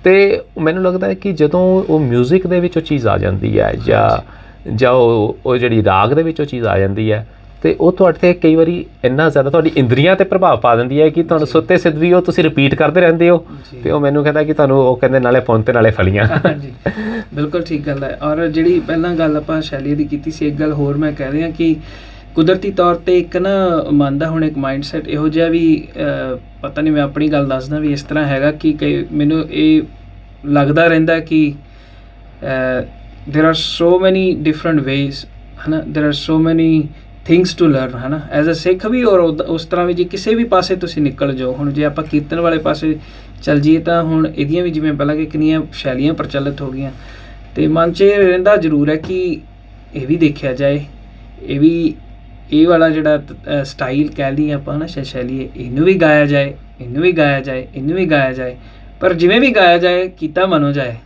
ਹੈ ਨਾ, ਮਤਲਬ ਦਿਲੋਂ ਕੀਤਾ ਜਾਏ। ਲੇਕਿਨ ਅਲੱਗ-ਅਲੱਗ ਚੀਜ਼ਾਂ ਨੂੰ ਐਕਸਪਲੋਰ ਕਰਨ ਦੀ ਜਿਹੜੀ ਉਹ ਇੱਕ ਹੁੰਦੀ ਹੈ ਨਾ ਇੱਕ ਸੋਚ, ਆਈ ਥਿੰਕ ਉਹ ਮੇਰੇ ਕੋਲੋਂ ਕਈ ਵਾਰੀ ਇਹ ਚੀਜ਼ ਜਿਹੜੀ ਹੈਗੀ ਇੱਧਰਲੇ ਪਾਸੇ ਤੋਰ ਦਿੰਦੀ ਹੈ, ਅਲੱਗ-ਅਲੱਗ ਸ਼ੈਲੀਆਂ ਨੂੰ ਗਾਉਣਾ ਜਾਂ ਕਿਸ ਤਰੀਕੇ ਦੇ ਨਾਲ, ਜਾਂ ਸਾਜ਼ਾਂ ਨੂੰ ਵਜਾਉਣਾ ਕਹਿ ਲਈਏ, ਜਾਂ ਐਕਸਪਲੋਰੇਸ਼ਨ ਦੀ ਜਿਹੜੀ ਭਾਵਨਾ ਹੈ ਜਾਂ ਤੇ ਨਹੀਂ, ਮੈਨੂੰ ਲੱਗਦਾ ਹੈ ਕਿ ਤੁਹਾਡੀ 'ਚ ਇਹ ਭਾਵਨਾ ਹੀ ਹੈ, ਤਾਂ ਹੀ ਤੁਹਾਡਾ ਜਿਹੜਾ ਹੁਨਰ ਵੀ ਉਹ ਵੀ ਹਰ ਰੋਜ਼ ਤਰਾਸ਼ਿਆ ਜਾਂਦਾ। ਅਤੇ ਅਸੀਂ ਵੱਡ ਭਾਗੇ ਹਾਂ, ਅਸੀਂ ਮੈਨੂੰ ਲੱਗਦਾ ਹੈ ਕਿ ਜਿੰਨਾ ਤੱਕ ਤੁਹਾਡੀ ਗਾਇਨ ਕੀਤੀ ਹੋਈ ਬਾਣੀ ਦੀ ਪਹੁੰਚ ਆ, ਅਸੀਂ ਸਾਰੇ ਵੱਡੇ ਭਾਗਾਂ ਵਾਲੇ ਹਾਂ ਕਿ ਸਾਨੂੰ ਉਹ ਸੁਣਨ ਨੂੰ ਮਿਲਦਾ ਰਹਿੰਦਾ। ਅਤੇ ਹੁਣ ਗੱਲ ਕਰਦੇ ਹਾਂ ਖੇਮ ਖਜ਼ਾਨਾ ਦੀ, ਜਿਸ ਕਰਕੇ ਅਸੀਂ ਮੇਨਲੀ ਅੱਜ ਗੱਲਬਾਤ ਦਾ ਸਾਡਾ ਮੇਨ ਵਿਸ਼ਾ। ਅਤੇ ਉਹਦੀ ਭੂਮਿਕਾ ਦੇ ਵਿੱਚ ਤੁਸੀਂ ਇੱਕ ਗੱਲ ਕਹੀ ਹੈ ਕਿ ਇਹ ਕੇਵਲ ਕਵਿਤਾਵਾਂ ਅਤੇ ਲੇਖਾਂ ਦਾ ਸੰਗ੍ਰਹਿ ਨਹੀਂ ਹੈ, ਇਹਦੇ ਵਿੱਚ ਤਜਰਬੇ ਨੇ, ਇਹਦੇ ਵਿੱਚ ਜੀਵਨ ਜਾਂਚ ਵੀ ਹੈ। ਅਤੇ ਇਹਦੀ ਜਿਹੜੀ ਮੈਨੂੰ ਲੱਗਦਾ ਕਿ ਪ੍ਰੇਰਨਾ ਕਿੱਥੋਂ ਹੋਈ, ਸਭ ਤੋਂ ਪਹਿਲਾਂ ਜੀ ਸਾਨੂੰ ਦੱਸਿਓ। ਦੇਖੋ, ਜਿਹੜੀਆਂ ਕਵਿਤਾਵਾਂ ਸੀ ਜਾਂ ਇਹ ਜੋ ਲੇਖ ਸਨ, ਇਹ ਤਾਂ ਚਲੋ ਕਾਫੀ ਚਿਰ ਤੋਂ ਹੀ ਇਹ ਚੱਲਦਾ ਹੀ ਆ ਰਿਹਾ ਸੀਗਾ, ਹੈ ਨਾ, ਜਾਂ ਕੁਛ ਨਾ ਕੁਛ, ਪਰ ਮੈਂ ਲਿਖ ਲੈਣਾ, ਪਰ ਉਹਨੂੰ ਕਈ ਵਾਰੀ ਸਾਂਭਣਾ ਨਾ, ਹੈ ਨਾ। ਅਤੇ ਫਿਰ ਇੱਕ ਮੈਂ ਛੋਟਾ ਜਿਹਾ ਜ਼ਿਕਰ ਵੀ ਕੀਤਾ ਕਿ ਮੇਰੇ ਨਾਲ ਜਦੋਂ ਇੱਕ ਹਾਦਸਾ ਹੋਇਆ, ਅਤੇ ਉਸ ਤੋਂ ਬਾਅਦ ਮੈਂ ਬਹੁਤ ਜ਼ਿਆਦਾ ਇਸ ਚੀਜ਼ ਨੂੰ ਈਂਧਣ ਲੈਣ ਲੱਗ ਗਿਆ ਕਿ ਜੋ ਵੀ ਹੈ ਹੋਣੀ ਹੈ ਨਾ, ਇਹ ਪਲ ਦੇ ਵਿੱਚ ਹੀ ਸਾਰਾ ਕੁਛ ਜੀਵਨ ਹੈ, ਇਹੀ ਹੈ ਨਾ। ਅਤੇ ਉਹ ਵਾਕਈ ਗੁਰੂ ਸਾਹਿਬ ਵੀ ਇਸ ਗੱਲ ਦੀ ਪ੍ਰੋੜਤਾ ਕਰਦੇ ਹਨ ਵੀ ਵਰਤਮਾਨ ਵਿੱਚ ਵਰਤਦਾ, ਹੈ ਨਾ, ਜਿਹੜਾ ਪਰਮੇਸ਼ਰ ਹੈ ਉਹ ਹੁਣ ਦੇ ਵਿੱਚ ਹੈ ਨਾ। ਬਾਕੀ ਪਾਸਟ ਜਾਂ ਫਿਊਚਰ ਇਹ ਸਾਡੀਆਂ ਹੀ ਬਣਾਈਆਂ ਮਾਨਸਿਕ ਤੌਰ 'ਤੇ ਜਿਹੜੀਆਂ ਹੈਗੀਆਂ ਸਪੇਸ ਬਣੀ ਹੋਈ ਹੈ, ਲੇਕਿਨ ਜੋ ਹੁਣ ਹੈ ਇਹਦੇ ਵਿੱਚ ਹੀ ਪਰਮੇਸ਼ਰ ਵਾਸਤੇ, ਇਹਦੇ 'ਤੇ ਹੀ ਫੋਕਸ ਕਰਨਾ, ਇਹਦੇ 'ਤੇ ਧਿਆਨ ਕਰਨਾ। ਅਤੇ ਬੜੇ ਦੁੱਖਾਂ ਦਾ ਇਲਾਜ, ਬੜੇ ਜਿਹੜੇ ਸਾਡੇ ਹੈਗੇ ਨੇ ਤੋਖਲੇ, ਸਾਰੀਆਂ ਇਹਨਾਂ ਚੀਜ਼ਾਂ ਦਾ ਇਲਾਜ ਵੀ ਇਹੀ ਹੈ ਕਿ ਹੁਣ ਦੇ ਵਿੱਚ। ਅਤੇ ਖੈਰ ਮੈਂ ਵਾਪਸ ਆਵਾਂ ਕਿ ਫਿਰ ਉਸ ਤੋਂ ਬਾਅਦ ਮੈਨੂੰ ਇਸ ਤਰ੍ਹਾਂ ਮਹਿਸੂਸ ਹੋ ਗਿਆ ਕਿ ਹੁਣ ਇਹਨੂੰ ਸਾਂਭਿਆ ਜਾਏ। ਔਰ ਮੇਰੀ ਸਿੰਘਣੀ ਨੇ ਵੀ ਮੈਨੂੰ ਕਾਫੀ ਪ੍ਰੇਰਣਾ ਕੀਤੀ ਵੀ ਇਹਨਾਂ ਨੂੰ ਵੀ ਕੁਛ ਕਰੋ, ਤੁਸੀਂ ਸਾਂਭਦੇ ਨਹੀਂ ਹਨ। ਅਤੇ ਫਿਰ ਮੇਰੇ ਡਾਕਟਰ ਨੇ ਵੀ, ਜਦੋਂ ਉਹਨੇ ਕਹਿਣਾ ਕਿ ਤੇਰੇ ਨਾਲ ਇਸ ਤਰ੍ਹਾਂ ਹੋਇਆ, ਤੂੰ ਕਿਉਂ ਨਹੀਂ ਤੂੰ ਗੱਲਾਂ ਕਰਦਾ, ਅਤੇ ਇਹਨੂੰ ਕਿਉਂ ਨਾ ਥੋੜ੍ਹਾ ਜਿਹਾ ਕਿਤਾਬਬੱਧ ਕਰ ਦਈਏ। ਅਤੇ ਮੈਨੂੰ ਵੀ ਲੋੜ ਮਹਿਸੂਸ ਹੋਈ ਕਿ ਇਹਨੂੰ ਕਿਤਾਬਬੱਧ ਕੀਤਾ ਜਾਏ, ਜਿਹੜੇ ਮੇਰੇ ਆਪਣੇ ਤਜਰਬੇ ਆ ਜਾਂ ਮਨ ਦੇ ਵਲਵਲੇ ਨੇ, ਹਨ, ਇਹਨਾਂ ਚੀਜ਼ਾਂ ਨੂੰ ਕਿਤਾਬਬੱਧ ਕੀਤਾ ਜਾਏ, ਤਾਂ ਜੋ ਕਿਉਂਕਿ ਮੈਂ ਸਮਝਦਾ ਕਿ ਜੇ ਤੁਸੀਂ ਰਾਹ 'ਤੇ ਕਿਤੇ ਚੱਲਦੇ ਹੋ ਮਾਰਗ 'ਤੇ, ਅਤੇ ਕਈ ਵਾਰੀ ਤੁਹਾਨੂੰ ਹੁੰਦਾ ਨਾ ਕਿ ਮਾਰਗ 'ਤੇ ਚੱਲਦਿਆਂ ਚੱਲਦਿਆਂ ਤੁਹਾਡੇ ਕਿਤੇ ਠੇਡਾ ਲੱਗਾ ਜਾਂ ਰਸਤੇ 'ਚ ਕੁਛ ਤੁਹਾਡੇ ਨਾਲ ਕੁਛ ਇਸ ਤਰ੍ਹਾਂ ਹੋਇਆ ਜਾਂ ਵਾਪਰਿਆ, ਤੁਸੀਂ ਪਹੁੰਚ ਕੇ ਜਦੋਂ ਦੱਸਦੇ ਹੋ ਘਰ ਜਾ ਕੇ ਜਾਂ ਰਸਤੇ ਵਿੱਚ ਕਿਸੇ ਨੂੰ ਵੀ ਅੱਗੇ ਨਾ ਜਾਈਂ, ਅੱਗੇ ਇਸ ਤਰ੍ਹਾਂ ਹੈ ਜਾਂ ਅੱਗੇ ਮੋੜ ਹੈ ਜਾਂ ਇਸ ਤਰ੍ਹਾਂ, ਤਾਂ ਉਹੀ ਗੱਲ ਫਿਰ ਭਾਵਨਾ ਆ ਗਈ ਕਿ ਕਿਉਂ ਨਾ ਇਹਨੂੰ ਵੰਡ ਛਕਿਆ ਜਾਏ। ਫਿਰ ਜੋ ਮਾੜੇ ਮੋਟੇ ਤਜਰਬੇ ਜਾਂ ਵਲਵਲੇ ਆਉਂਦੇ ਨੇ, ਇਹਨੂੰ ਵੀ ਵੰਡ ਹੀ ਛਕਿਆ ਜਾਏ, ਇਹਨੂੰ ਸ਼ੇਅਰ ਕੀਤਾ ਜਾਏ ਬਾਕੀਆਂ ਨਾਲ, ਤਾਂ ਕਿ ਮੈਂ ਤਾਂ ਲਾਭ ਉਠਾਇਆ ਅਤੇ ਹੋਰ ਵੀ ਕੋਈ ਲਾਭ ਉਠਾ ਸਕੇ basically. So that was the whole idea. ਪ੍ਰੇਰਣਾ ਇਹੀ ਸੀ ਕਿ ਖੁਸ਼ੀਆਂ, ਅਸੀਂ ਸਾਰੇ ਅੱਜ ਖੁਸ਼ੀ ਕਰਦੇ ਫਿਰਦੇ ਹਾਂ, ਸੁੱਖ ਭਾਲਦੇ ਹਾਂ, ਸੁੱਖ ਕਿੱਥੇ ਹੈ, ਖੁਸ਼ੀ ਕਿੱਥੇ ਹੈ। ਅਤੇ ਮੈਂ ਸਮਝਦਾ ਕਿ ਕੁਝ ਕੁ ਲੈਸਨਸ ਨੇ ਜ਼ਿੰਦਗੀ ਦੇ। ਅਤੇ ਜਿਹੜੀ ਸਭ ਤੋਂ ਖੈਰ ਪਹਿਲਾਂ ਗੱਲ ਹੈਗੀ ਅਵਿਨਾਸ਼ੀ ਖੇਮ, ਤਾਂ ਨਾਮ ਦੇ ਵਿੱਚ ਹੀ ਹੈ, ਗੁਰਬਾਣੀ ਤਾਂ ਬਾਣੀ ਵੀ ਇਹੀ ਕਹਿੰਦੀ ਹੈ। ਅਤੇ ਉਸ ਤੋਂ ਨਾਮ ਦੇ ਵਿੱਚ, ਨਾਮ ਦੀ ਪ੍ਰਾਪਤੀ ਲਈ ਜਾਂ ਹੋਰ ਜਿਹੜੇ ਆਪਣੇ ਜੀਵਨ ਦੇ ਵਿੱਚ ਰੋਜ਼ਾਨਾ ਨਿੱਤ ਦੇ ਕਰਮ ਨੇ, ਉਹਨਾਂ ਵਿੱਚ ਆਪਾਂ ਕਿਵੇਂ ਛੋਟੇ ਛੋਟੇ ਬਦਲਾਅ ਲਿਆ ਕੇ ਆਪਾਂ ਖੁਸ਼ੀ ਜਾਂ ਸੁੱਖ ਪਾ ਸਕਦੇ ਹਾਂ। ਸੋ ਉਹ ਸਾਰੀਆਂ ਚੀਜ਼ਾਂ ਨੂੰ ਮੁੱਖ ਰੱਖ ਕੇ ਫਿਰ ਇਹਨੂੰ ਇੱਕ ਨਾਮ ਦੇ ਦਿੱਤਾ, ਖੇਮ ਖਜ਼ਾਨਾ ਬੇਸਿਕਲੀ, ਕਿ ਖਜ਼ਾਨੇ ਦੇ ਵਿੱਚ ਜਿਹੜੇ ਰਤਨ, ਲਾਲ, ਹੀਰੇ, ਮੋਤੀ ਹੁੰਦੇ ਨੇ, ਉਹ ਇਹੀ ਹੁੰਦੇ ਨੇ ਅਸਲ ਦੇ ਵਿੱਚ। ਨਿੰਦਾ ਛੱਡ ਦੇਣੀ, ਤ੍ਰਿਸ਼ਨਾ 'ਤੇ ਕੰਟਰੋਲ ਕਰ ਲੈਣਾ, ਜੱਜਮੈਂਟ ਨਹੀਂ ਛੇਤੀ ਦੇਣੀ, ਕਿਸੇ ਨਾਲ ਐਵੇਂ ਕੰਪੈਰੀਜ਼ਨ ਨਹੀਂ ਕਰੀ ਜਾਣਾ, ਜਾਂ ਕਹਿ ਲਈ ਵੀ ਜਿਹੜਾ ਗੁਰੂ ਨੇ ਸਾਨੂੰ ਕੀਰਤਨ ਜਾਂ ਸੰਗਤ ਬਖਸ਼ੀ ਹੈ, ਉੱਧਰ ਧਿਆਨ ਦੇਣਾ, ਉੱਧਰਲੇ ਪਾਸੇ ਆਪਾਂ ਆਪਣੇ ਆਪ ਨੂੰ ਟ੍ਰੇਨ ਕਰਨਾ, ਹੈ ਨਾ। ਸੋ ਇਹ ਚੀਜ਼ਾਂ ਨਿੱਕੀਆਂ ਨਿੱਕੀਆਂ ਚੀਜ਼ਾਂ ਹੀ ਨੇ, ਬਸ ਉਹਨਾਂ ਨੂੰ ਇਕੱਠਾ ਜਦੋਂ ਕੀਤਾ ਅਤੇ ਉਹ ਕਿਤਾਬ ਬਣ ਗਈ, ਅਤੇ ਕਿਤਾਬ ਨੂੰ ਫਿਰ ਆਪਾਂ ਨਾਮ ਦਿੱਤਾ ਖੇਮ ਖਜ਼ਾਨਾ, ਹੈ ਨਾ। ਬਹੁਤ ਵਧੀਆ ਜੀ। ਇਹ ਤਾਂ ਮੇਰੇ ਖਿਆਲ ਇਹ ਕਈ ਸਾਲਾਂ ਦੀ ਮਿਹਨਤ ਹੋਣੀ ਹੈ ਤੁਹਾਡੀ, ਭਾਵੇਂ ਤੁਸੀਂ ਬਹੁਤ ਸਰਲ ਤਰ੍ਹਾਂ ਦੱਸਤਾ, ਪਰ ਤੁਸੀਂ ਆਪਣੇ ਜਿਹੜੇ ਉਸ ਦੇ ਵਿੱਚ ਪ੍ਰੀਫੇਸ ਦੇ ਵਿੱਚ ਇਹ ਵੀ ਲਿਖਿਆ ਕਿ ਖੇਮ ਖਜ਼ਾਨੇ ਦੀ ਪ੍ਰਾਪਤੀ ਵਾਸਤੇ ਕਿਸੇ ਹਾਦਸੇ ਦਾ ਹੋਣਾ ਲਾਜ਼ਮੀ ਨਹੀਂ ਹੈ। ਜੀ। ਸੋ ਪਰ ਦੂਸਰੇ ਪਾਸੇ ਸ਼ਾਇਰ ਕਹਿੰਦਾ ਇੱਕ ਬਹੁਤ ਸੋਹਣੀ ਗੱਲ ਕਹਿੰਦਾ, ਕਹਿੰਦੇ ਅਹਿਸਾਸ ਮਰਨਾ ਚਾਹੇ ਤਾਂ ਕਾਫੀ ਹੈ ਰਸਤੇ ਕੀ ਇੱਕ ਠੋਕਰ ਲੱਗੀ ਹੋਈ। ਕਹਿੰਦੇ ਕਿਤੇ ਨਾ ਕਿਤੇ ਕੋਈ ਠੋਕਰ ਲੱਗਦੀ ਹੈ ਤਾਂ ਹੀ ਕਿਤੇ ਨਾ ਕਿਤੇ ਬੰਦੇ ਦੇ ਕੁਛ ਮੈਨੂੰ ਲੱਗਦਾ ਕਿ ਉਹ ਲਹਿਰ ਤਾਂ ਹੀ ਉੱਠਦੀ ਹੈ ਸਮੁੰਦਰ ਦੇ ਵਿੱਚ ਜੇ ਰੋੜਾ ਪੈਂਦਾ। ਅਤੇ ਭਾਵੇਂ ਇੰਨੇ ਵੱਡੇ ਹਾਦਸੇ ਦੀ ਨਾ ਲੋੜ ਹੋਏ, ਕਿਤੇ ਨਾ ਕਿਤੇ ਤੁਹਾਨੂੰ ਕੈਟਲਿਸਟ ਚਾਹੀਦਾ ਹੁੰਦਾ ਹੈ। ਅਤੇ ਉਹ ਤੁਹਾਨੂੰ ਕੀ ਲੱਗਦਾ ਹੈ ਕਿ ਹਾਦਸੇ ਦੀ, ਹਾਂ ਮੈਂ ਮੰਨਦਾ ਕਿ ਸਾਨੂੰ ਵੇਟ ਨਹੀਂ ਕਰਨੀ ਚਾਹੀਦੀ, ਪਰ ਉਹ ਕੈਟਲਿਸਟ ਕਿੱਥੋਂ ਲੱਭਿਆ ਜਾਏ? ਬੜਾ ਸੁੰਦਰ ਸਵਾਲ ਹੈ। ਦੇਖੋ ਇਹ ਚੀਜ਼ ਹੈ ਨਾ, ਜਿੱਦਣ ਉਹੀ ਗੱਲ ਹੈ, ਜਿੱਦਣ ਤੁਸੀਂ ਮਾਰਗ 'ਤੇ ਤੁਰਨ ਲੱਗ ਜਾਂਦੇ ਹੋ ਨਾ, ਆਪਾਂ ਖੋਜ, ਆਪਾਂ ਸੁਧਾਰ, ਰਿਫਾਈਨਮੈਂਟ, ਸੈਲਫ ਡਿਵੈਲਪਮੈਂਟ, ਇੱਧਰਲੇ ਮਾਰਗ 'ਤੇ ਜਦੋਂ ਤੁਰਨ ਲੱਗ ਜਾਂਦੇ ਹੋ ਨਾ, ਤਾਂ ਕਈ ਵਾਰੀ ਮੈਨੂੰ ਲੱਗਦਾ ਕਿ ਇਹ ਚੀਜ਼ਾਂ ਆਪ ਮੁਹਾਰੇ ਪ੍ਰਗਟ ਹੋਣੀਆਂ ਸ਼ੁਰੂ ਹੋ ਜਾਂਦੀਆਂ। ਜਦੋਂ ਤੁਹਾਨੂੰ ਪਛਾਣ ਹੋਣੀ ਸ਼ੁਰੂ ਹੋ ਜਾਂਦੀ ਹੈ ਕਿ ਇਹ ਮੂਮੈਂਟ ਕਦੀ ਵੀ ਆ ਸਕਦੀ ਹੈ ਤੁਹਾਡੇ ਜੀਵਨ ਦੇ ਵਿੱਚ। ਹੋ ਸਕਦਾ ਹੈ ਕਿ ਇਸੇ ਲਈ ਗੁਰਮਤਿ ਅੰਦਰ ਵੀ ਉਮਰ ਦਾ ਕੋਈ ਤਕਾਜ਼ਾ ਨਹੀਂ ਹੈ ਨਾ, ਅਤੇ ਵੈਸੇ ਵੀ ਇਹ ਜੇ ਕੋਈ ਵੈਸੇ ਜਿਹੜਾ ਹੋਰ ਵੀ ਰਾਹ ਦਾ ਪਾਉਂਦੀ ਹੈ, ਮੇਰੇ ਖਿਆਲ ਨਾਲ ਉਹਦੀ ਇਸ ਜਰਨੀ ਦੇ ਵਿੱਚ ਕੋਈ ਵੀ ਮੂਮੈਂਟ ਇੱਦਾਂ ਦੀ ਆ ਸਕਦੀ ਹੈ ਜਿੱਥੇ ਉਹਨੂੰ ਇਹ ਅਹਿਸਾਸ ਹੋਣਾ ਸ਼ੁਰੂ ਹੋ ਜਾਂਦਾ ਹੈ ਕਿ ਜਾਂ ਵਾਹਿਗੁਰੂ ਕਰੇ ਸਭ ਦੇ ਵਿੱਚ ਇਹ ਆਵੇ ਜੀਵਨ ਦੇ ਵਿੱਚ ਇਹ ਮੂਮੈਂਟ। ਕਈ ਵਾਰੀ ਮੈਂ ਸਮਝਦਾ ਕਿ ਹੋ ਸਕਦਾ ਕਈਆਂ ਦੇ ਵਿੱਚ ਦੇਰ ਨਾਲ ਆਉਂਦੀ ਹੈ, ਕਈਆਂ ਨੂੰ ਥੋੜ੍ਹਾ ਅਰਲੀ ਆ ਜਾਂਦੀ ਹੈ, ਪਰ ਆਈ ਥਿੰਕ ਇਹ ਚੀਜ਼ ਨੂੰ ਮੰਨਣਾ ਕਿ ਜੋ ਬ੍ਰਹਮੰਡੇ ਸੋਈ ਪਿੰਡੇ ਵਾਲੀ ਜਿਹੜੀ ਗੱਲ ਹੈ, ਜਾਂ ਫਿਰ ਜਦੋਂ ਤੁਸੀਂ ਲੈਟਸ ਸੇ ਕਿ ਗ੍ਰਸਥ ਮਾਰਗ ਦੇ ਵਿੱਚ ਹੀ ਤਾਂ ਗ੍ਰਸਥ ਧਰਮ ਦੇ ਵਿੱਚ ਹੀ ਤੁਸੀਂ ਪੈਰ ਧਰਦੇ ਹੋ, ਜਾਂ ਤੁਹਾਡੇ ਬੱਚੇ ਹੋ ਜਾਂਦੇ ਹਨ, ਜਾਂ ਫਿਰ ਤੁਹਾਡਾ ਕਿਸੇ ਨਾਲ ਇਸ ਤਰ੍ਹਾਂ ਮੇਲ ਮਿਲਾਪ ਹੋ ਜਾਂਦਾ ਹੈ, ਕੋਈ ਸੰਗਤ ਇਹੋ ਜਿਹੀ ਮਿਲ ਜਾਂਦੀ ਹੈ, ਅਤੇ ਆਈ ਥਿੰਕ ਉਦੋਂ ਤੁਸੀਂ ਇਹਨਾਂ ਚੀਜ਼ਾਂ ਨੂੰ ਹੌਲੀ ਸਿੱਖਣਾ ਜਾਂ ਮਾਨਣਾ ਸ਼ੁਰੂ ਕਰ ਸਕਦੇ ਹੋ, ਕਰ ਦਿੰਦੇ ਹੋ, ਹੈ ਨਾ। ਅਤੇ ਬਾਕੀ ਇਹ ਵੀ ਗੱਲ ਠੀਕ ਹੈ ਕਿ ਦਰਦ ਜਾਂ ਕੋਈ ਕਿਸੇ ਤਰ੍ਹਾਂ ਦੀ ਕੋਈ ਚੋਟ, ਇਹਨਾਂ ਚੀਜ਼ਾਂ ਦਾ ਹੁਣ ਦਾੜ ਜੇ ਦਰਦ ਕਰਦੀ ਹੋਵੇ ਤਾਂ ਵਧੋ ਵਧੀ ਜੀਭ ਉੱਧਰ ਨੂੰ ਜਾਈ ਜਾਂਦੀ ਹੈ ਨਾ, ਸੋ ਉਹਨੂੰ ਦੱਸਣਾ ਨਹੀਂ ਪੈਂਦਾ ਵੀ ਉੱਧਰ ਜਾ, ਹੈ ਨਾ। ਸੋ ਧਿਆਨ ਦੀ ਜਿਹੜੀ ਗੱਲ ਹੈ ਨਾ, ਉਹ ਇਹੀ ਹੈ ਕਿ ਜਦੋਂ ਧਿਆਨ ਜਿੱਧਰਲੇ ਪਾਸੇ ਜਦੋਂ ਬਾਕੀ ਅਸੀਂ ਆਮ ਤੌਰ 'ਤੇ ਵੀ ਦੇਖਿਆ ਹੈ ਕਿ ਜਦੋਂ ਸਾਨੂੰ ਕੋਈ ਭੀੜ ਪੈਂਦੀ ਹੈ, ਭਾਵੇਂ ਕੋਈ ਛੋਟਾ ਜਿਹੀ ਪ੍ਰੋਬਲਮ ਹੋਏ, ਤਾਂ ਅਸੀਂ ਡੋਲ ਜਾਂਦੇ ਹਾਂ, ਹੈ ਨਾ। ਪਰ ਤੁਸੀਂ ਬਹੁਤ ਸੋਹਣਾ ਫਿਰ ਮੁੜ ਕੇ ਗੱਲ ਕੀਤੀ ਸੀ, ਉਹਦੇ ਵਿੱਚ ਇਲੈਕਟ੍ਰੋਕਾਰਡੀਓਗ੍ਰਾਮ ਦੀ ਤੁਸੀਂ ECG ਦੀ ਉਦਾਹਰਨ ਦਿੱਤੀ। ਕਹਿੰਦੇ ECG 'ਚ ਉਤਾਰ ਚੜਾਵ ਨਾ ਹੋਣ ਤਾਂ ਫਿਰ ਮੌਤ ਹੈ ਜੀ। ਅਤੇ ਇਸ ਮਤਲਬ ਕਿੰਨਾ ਸੋਹਣਾ ਮਤਲਬ ਕਿ ਦੇਖਣ ਦਾ ਤਰੀਕਾ, ਇੱਕ ਨਜ਼ਰੀਆ ਹੈ। ਅਤੇ ਮੈਨੂੰ ਲੱਗਦਾ ਕਿ ਇਹ ਜਿਹੜਾ ਨਜ਼ਰੀਆ ਜਿਹੜੇ ਤੁਹਾਡੇ ਵਰਗੇ ਲਿਖਾਰੀ ਜਾਂ ਸ਼ਾਇਰ ਹੈ, ਉਹ ਚੀਜ਼ਾਂ ਨੂੰ ਇਹਨਾਂ ਗਹਿਰਾਈ ਦੇ ਵਿੱਚ, ਇਹਨਾਂ ਡੂੰਘਾਈ ਦੇ ਵਿੱਚ ਲੱਭ ਸਕਦੇ ਨੇ। ਅਤੇ ਦੂਸਰੀ ਗੱਲ, ਹੁਣ ਆਪਾਂ ਮੁੜ ਕੇ ਜੇ ਕਿਤਾਬ 'ਤੇ ਆਈਏ, ਜਿਹੜੀ ਤੁਹਾਡੀ ਹੁਣ ਖੇਮ ਖਜ਼ਾਨਾ 'ਤੇ ਤੁਸੀਂ ਹੁਣ ਓਬਵੀਅਸਲੀ ਜਿੱਦਾਂ ਸਾਰੀ ਗੱਲ ਦੱਸੀ ਕਿ ਤੁਹਾਡੇ ਪੇਰੈਂਟਸ ਦਾ, ਤੁਹਾਡੀ ਸਿੰਘਣੀ ਦਾ, ਤੁਹਾਡੇ ਆਲੇ ਦੁਆਲੇ ਸਾਂਗ ਸੰਬੰਧੀਆਂ ਦਾ ਤੁਹਾਡੇ ਪ੍ਰਭਾਵ ਸੀਗਾ, ਚੰਗਾ ਸੀਗਾ, ਜਿਨ੍ਹਾਂ ਨੇ ਤੁਹਾਨੂੰ ਪ੍ਰੇਰਿਤ ਕੀਤਾ ਸਾਰਾ ਕੁਛ। ਅਤੇ ਕਈ ਵਾਰੀ ਤੁਸੀਂ ਲਿਖਦੇ ਕਿ ਤੁਸੀਂ ਇੱਕ ਵਾਰੀ ਸ਼ਸ਼ੋਪੰਜ ਵਿੱਚ ਵੀ ਸੀਗੇ ਕਿ ਮੈਂ ਕਰਾਂ ਕਿ ਨਾ ਕਰਾਂ ਜੀ। ਉਹ ਜਿਹੜਾ ਮੂਮੈਂਟ ਸੀਗਾ, ਉਹ ਜੇ ਮੂਮੈਂਟ ਸਾਡੇ ਨਾਲ ਸਾਂਝਾ ਕਰੋ ਕਿ ਕਿਉਂਕਿ ਅਸੀਂ ਜਿੰਨਾ ਕੁ ਤੁਹਾਨੂੰ ਜਾਣਦੇ ਹਾਂ, ਸਾਨੂੰ ਤਾਂ ਪਤਾ ਕਿ ਜੇ ਪਰਮਿੰਦਰ ਸਿੰਘ ਹੈ ਤਾਂ ਆਹ ਸਟ੍ਰੇਟ ਹੈ, ਹਰ ਕੁਝ ਸਕਸੈਸਫੁਲ ਹੈ, ਅਤੇ he has been travelling on the right path, ਜਿੰਨਾ ਕੁ ਅਸੀਂ ਜਾਣਦੇ ਹਾਂ।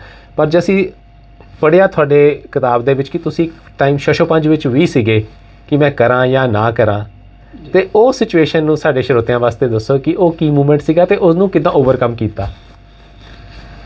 ਆਈ ਥਿੰਕ ਬਹੁਤ ਜ਼ਰੂਰੀ ਹੈ ਆਪਣੇ ਅੰਦਰ ਦੀ ਆਵਾਜ਼ ਨੂੰ ਸੁਣਨਾ, ਅਤੇ ਕਿਉਂਕਿ ਕਈ ਵਾਰੀ ਤੁਹਾਡੇ ਆਲੇ ਦੁਆਲੇ ਕਿਸ ਤਰ੍ਹਾਂ ਵੀ ਤੁਹਾਡੇ ਕਈ ਵਾਰੀ ਸਲਾਹਕਾਰ ਵੀ ਹੁੰਦੇ ਨੇ, ਜਿਹੜੀ ਕਿ ਚੰਗੀ ਗੱਲ ਆ, ਹੋਣੇ ਵੀ ਚਾਹੀਦੇ ਆ ਉਹ ਸਾਰੀਆਂ ਚੀਜ਼ਾਂ, ਲੇਕਿਨ ਮੇਰੇ ਖਿਆਲ ਨਾਲ ਅੰਦਰ ਦੀ ਆਵਾਜ਼ ਜਦੋਂ ਤੁਸੀਂ ਸੁਣੋ, ਆਪਣੇ ਗਟ ਫੀਲਿੰਗ ਕਹਿੰਦੇ ਨਾ ਜਿਹਨੂੰ, ਵੀ ਉਹ ਸੁਣੋ, ਅਤੇ ਫਿਰ ਇੱਕ ਸਹੀ ਸਮੇਂ 'ਤੇ ਖਿਆਲ ਉਹ ਵੀ ਪਰਮੇਸ਼ਰ ਨੂੰ ਪਤਾ ਕਦੋਂ ਆਉਣਾ, ਲੇਕਿਨ ਜਦੋਂ ਆਇਆ ਜਾਂ ਉਹ ਉਸ ਚੀਜ਼ ਦਾ ਜਦੋਂ ਕਨੈਕਸ਼ਨ ਬਣਿਆ, ਤਾਂ ਮੈਨੂੰ ਲੱਗਾ ਕਿ ਨਹੀਂ, ਆਈ ਥਿੰਕ ਇਟਸ ਟਾਈਮ ਕਿ ਹੁਣ ਆਪਾਂ ਇਹਨੂੰ ਭਾਵੇਂ ਛਾਪ ਦਈਏ, ਕਿਉਂਕਿ ਇਹ ਜਰਨੀ ਹੈ, ਇਹ ਇੱਕ ਤਾਂ ਮੁੱਕਣੀ ਨਹੀਂ ਹੈ ਨਾ, ਸਿੱਖਣ ਵਾਲੀ ਜਰਨੀ ਤਾਂ ਕਦੀ ਵੀ ਨਹੀਂ ਮੁੱਕਣੀ।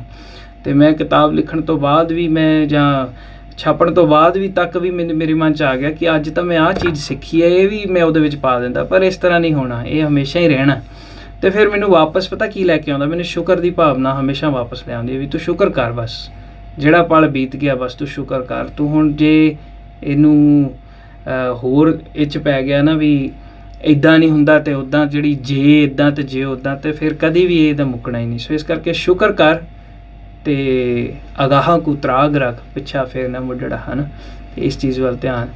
ਮੈਂ ਇੱਕ ਪਿਛਲੀ ਜਿਹੜੀ ਤੁਸੀਂ ਗੱਲ, ਉਹ ਜਿਹੜੇ ਪਿਛਲੇ ਸਵਾਲ ਦੀ ਮੈਂ ਉੱਥੇ ਮੈਨੂੰ ਲੱਗਦਾ ਕਿ ਮੈਂ ਉਹਨੂੰ ਚੰਗੀ ਤਰ੍ਹਾਂ ਨਹੀਂ ਖੋਲ੍ਹ ਸਕਿਆ, ਅਤੇ ਉਹ ਜਿਹੜੀ ਹਾਦਸੇ ਦੀ ਗੱਲ ਸੀ, ਉਹ ਵਾਕਈ ਤੁਹਾਡੀ ਗੱਲ 100% ਸਹੀ ਹੈ ਕਿ ਜਿਹੜਾ ਜੀਵਨ ਦੇ ਵਿੱਚ ਇਹ ਜਿਹੜੇ ਹਾਦਸੇ ਨੇ ਜਾਂ ਦੁੱਖ ਨੇ ਜਾਂ ਸੁੱਖ ਨੇ, ਇਹ ਜੀਵਨ ਦਾ ਹੀ ਹਿੱਸਾ ਨੇ।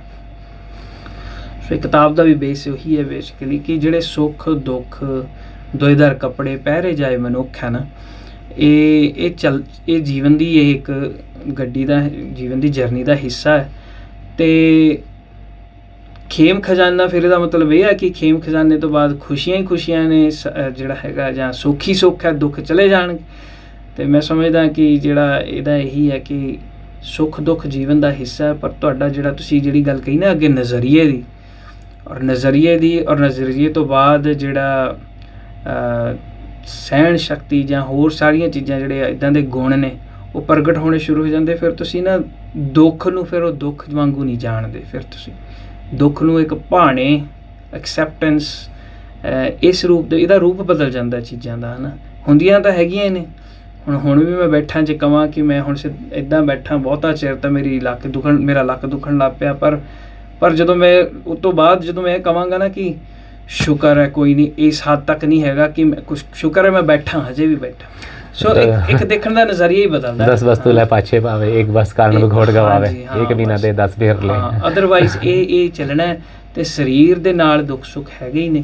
ਬਸ ਇਹ ਹੈ ਕਿ ਤੁਹਾਡਾ ਇੱਕ ਨਜ਼ਰੀਆ, ਇੱਕ ਭਾਣੇ ਤੋਂ ਉੱਪਰ, ਜਿਹੜਾ ਭਾਣੇ ਜਿੱਡੀ ਦਾਤ ਕੋਈ ਨਹੀਂ ਹੈਗੀ। ਗੁਰਬਾਣੀ ਵੀ ਕਹਿੰਦੀ ਹੈ ਕਿ ਜਿਹੜਾ ਭਾਣਾ ਐਕਸੈਪਟੈਂਸ ਹੈ ਨਾ, ਇਸ ਤੋਂ ਉੱਪਰ ਕੁਝ ਨਹੀਂ ਹੈਗਾ। ਅਤੇ ਜਦੋਂ ਇਹ ਆ ਜਾਂਦਾ, ਸਹਿਜ ਮਨ ਥੋੜ੍ਹਾ ਜਿਹਾ ਟਿਕਾ 'ਚ ਆ ਜਾਂਦਾ ਬਸ। ਬਹੁਤ ਖੂਬ। ਸਾਡੇ ਮੈਨੂੰ ਤੁਹਾਡੀ ਗੱਲਾਂ ਤੋਂ ਮੇਰੇ ਮਾਤਾ ਜੀ ਇੱਕ ਗੱਲ ਕਿਹਾ ਕਰਦੇ ਸੀ, ਉਹਨਾਂ ਦੀ ਯਾਦ ਆ ਗਈ। ਉਹ ਕਹਿੰਦੇ ਸੀ ਪੇਨ ਔਰ ਦੁੱਖ ਅਲੱਗ-ਅਲੱਗ ਚੀਜ਼ ਹੈ। ਅਸੀਂ ਆਮ ਤੌਰ 'ਤੇ ਉਹਨਾਂ ਨੂੰ ਇੱਕੋ ਹੀ ਸਮਝਦੇ ਹਾਂ। ਪੇਨ ਹੈ ਜਿਹੜੀ ਕਿ ਫਿਜ਼ੀਕਲ ਹੈ, ਜਿਹੜੀ ਸਮਾਜਿਕ ਹੈ, ਪਰ ਜਿਹੜਾ ਦੁੱਖ ਹੈ ਉਹ ਤੁਹਾਡੇ ਅੰਦਰੋਂ ਹੈ। ਦੁੱਖ ਤੁਹਾਡੇ ਨਾ ਕਿਤੇ ਤੁਹਾਡੀ ਗੁਰਬਾਣੀ ਦੀ ਸੇਧ ਲੈ ਕੇ ਤੁਸੀਂ ਉਸ 'ਤੇ ਕਾਬੂ ਜ਼ਰੂਰ ਪਾ ਸਕਦੇ ਹੋ ਜੀ। ਅਤੇ ਫਿਰ ਤੁਹਾਨੂੰ ਪੇਨ ਦੁੱਖ ਨਹੀਂ ਦਿੰਦਾ ਜੀ। ਉਹ ਫਿਜ਼ੀਕਲ ਦਰਦ ਤਾਂ ਹੋ ਸਕਦਾ ਪਰ ਉਹ ਦੁੱਖ ਕਦੀ ਨਹੀਂ ਬਣ ਸਕਦਾ, ਭਾਵੇਂ ਗੱਲ ਬੜੀ ਬਰੀਕ ਚੀਜ਼ ਹੈ, ਪਰ ਗੱਲ ਉਹੀ ਗੱਲ ਦੇਖਣ ਦਾ ਨਜ਼ਰੀਆ ਦੇਖੋ ਕਿੰਨਾ ਡੂੰਘਾ ਔਰ ਵਧੀਆ। ਅਤੇ ਵਾਕਈ ਅਤੇ ਮੈਂ ਹੁਣ ਸਮਾਂ ਆਪਣੀ ਰਫਤਾਰ ਨਾਲ ਤੁਰੀ ਜਾਂਦਾ। ਜਦ ਕਹਿੰਦੇ ਆਪਣੇ ਪ੍ਰੇਮੀਆਂ ਨਾਲ, ਗੁਰੂ ਮਹਾਰਾਜ ਤੇ ਬਖਸ਼ੀ ਹੋਈ ਰੂਹਾਂ ਨਾਲ ਜੇ ਬੈਠੇ ਹੋਈਏ ਤਾਂ ਸਮੇਂ ਦਾ ਪਤਾ ਨਹੀਂ ਲੱਗਦਾ। ਅਤੇ ਇਸ ਤੋਂ ਪਹਿਲਾਂ ਕਿ ਸਮਾਂ ਸਾਨੂੰ ਕਿ ਹੁਣ ਅਸੀਂ ਜਾਣਾ ਹੈ, ਮੈਂ ਚਾਹੁੰਦਾ ਕਿ ਖੇਮ ਖਜ਼ਾਨੇ 'ਚੋਂ ਕੁਛ ਨਾ ਕੁਛ ਮੋਤੀ ਜਾਂ ਕੋਈ ਲਾਲ ਕੱਢ ਕੇ ਸਾਡੇ ਨਾਲ ਸਾਂਝਾ ਕਰ ਦਿਓ ਜੀ।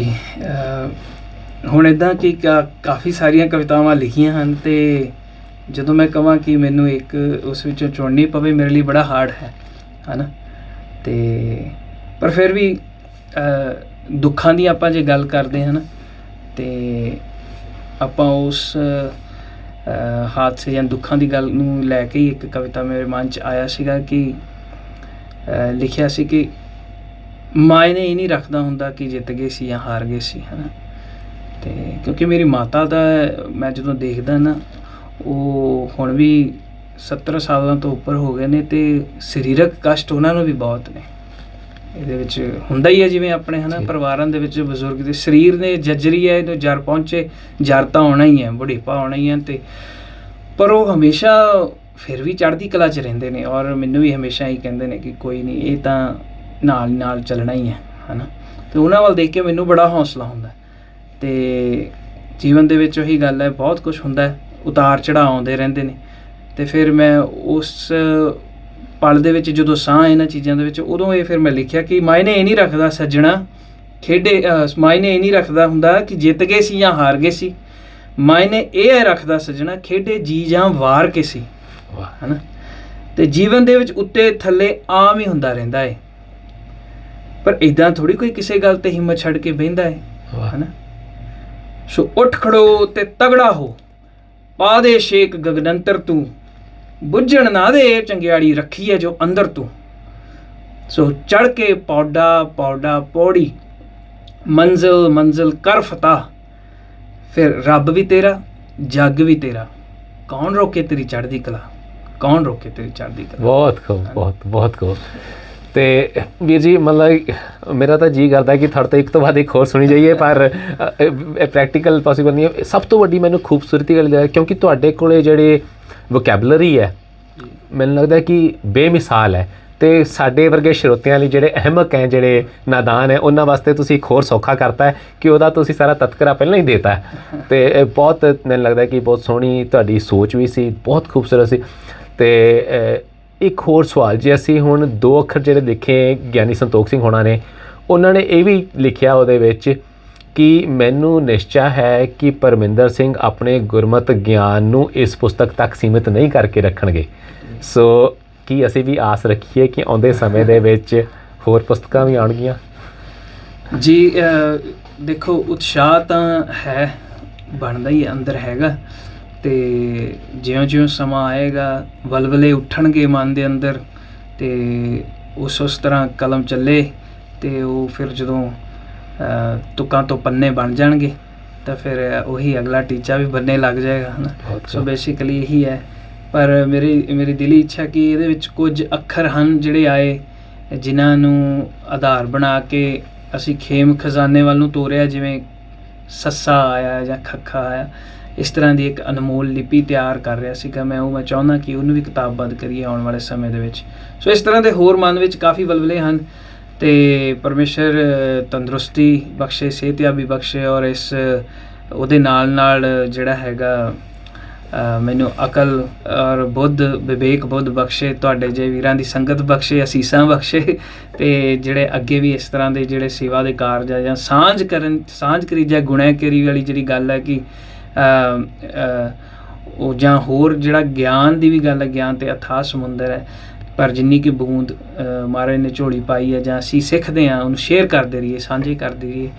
ਇਹ ਮਨੋਰਥ ਨੂੰ ਲੈ ਕੇ ਜ਼ਰੂਰ ਅੱਗੇ ਕੁਝ ਨਾ ਕੁਝ ਜ਼ਰੂਰ ਕਿਰਪਾ ਕਰਨ ਸੱਚੇ। ਸਾਡੀ ਤੁਸੀਂ ਇਹ ਕਹਿ ਕੇ ਸਾਡੇ ਸੁਣਨ ਵਾਲਿਆਂ ਨੂੰ ਤੇ ਤੁਹਾਡੇ ਜਿਹੜੇ ਪੜ੍ਹਨ ਵਾਲਿਆਂ ਨੂੰ ਮੈਨੂੰ ਲੱਗਦਾ ਕਿ ਇੱਕ ਬਹੁਤ ਬੇਇੰਤਹਾ ਖੁਸ਼ੀ ਹੋਈ ਹੋਏਗੀ ਕਿ ਇਹ ਜਿਹੜਾ ਇਹ ਨਿਰੰਤਰ ਪ੍ਰਵਾਹ ਚੱਲਦਾ ਰਹੇਗਾ।